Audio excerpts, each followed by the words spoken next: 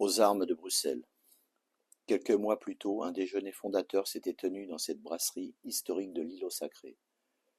Il avait réuni Louis Walter, Charles de la Hutinière et Jacques Moulinsart. Louis Walter avait su adroitement jouer de la naïveté de Charles pour se faire introduire auprès de Jacques. Walter était un homme brillant d'intelligence, formé à l'université catholique de Louvain. Toujours élégant et raffiné, il avait l'allure et la classe naturelle d'un grand fauve.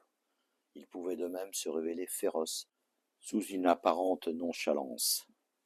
Mon oncle s'obstine à ne pas considérer les changements qui s'opèrent dans l'économie mondiale.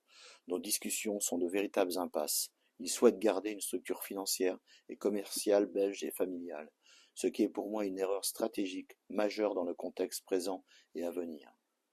Jacques, tu sais bien qu'Henri est un têtu et un obstiné. Il vit dans le passé avec ses principes immuables. Il est encore au XIXe siècle, dans sa tête. Il raisonne comme son père et vit comme son grand-père. L'entendre nous rabâcher son discours éculé tous les dimanches est insupportable. Je suis las de lui et obligé de le supporter en permanence. Il me déteste car je suis très lié à ma sœur, mais je le lui rends bien. Je n'en peux plus de son ton péremptoire et hautain, de sa morgue à me faire passer pour un moins que rien, parce que je n'adhère pas à ses principes et à ses vieilles lanternes de vieux bourgeois rancis. Je sais, Charles. Le plus grave, c'est que nos résultats commerciaux depuis quelques mois ne sont pas bons, surtout pour le Benelux. Depuis que la Macduff Company inonde l'Europe de l'Ouest avec ses produits, nous ne faisons plus face. Il nous faut réagir maintenant. J'ai discuté maintes fois de ce sujet avec Henri. Il est malheureusement totalement fermé à toute collaboration. Cela nous place dans une position très problématique. De plus, il ne m'a jamais fait confiance. Il me fait croire qu'il me considère comme son fils. Mais à la mort de mon père, il a refusé d'acter un pacte d'actionnaires. Il veut garder le contrôle. Dernièrement, j'ai appris par hasard qu'il a rédigé son testament. Je suis certain qu'il fait de son fils Pascal l'unique héritier de ses parts dans Moulinsart Frères. Je n'aurai donc jamais les coudées franches. Depuis qu'il a eu son petit morveux, quelle peste celui-là! Il ne pense qu'à le préparer en vue de sa succession, pourtant encore lointaine. Jacques a de moins en moins de poids dans les décisions. Il se méfie de lui et cherche à l'éloigner, surtout depuis que Jacques lui a fait part de son désir de faire évoluer Moulinsart Frères. Charles a raison.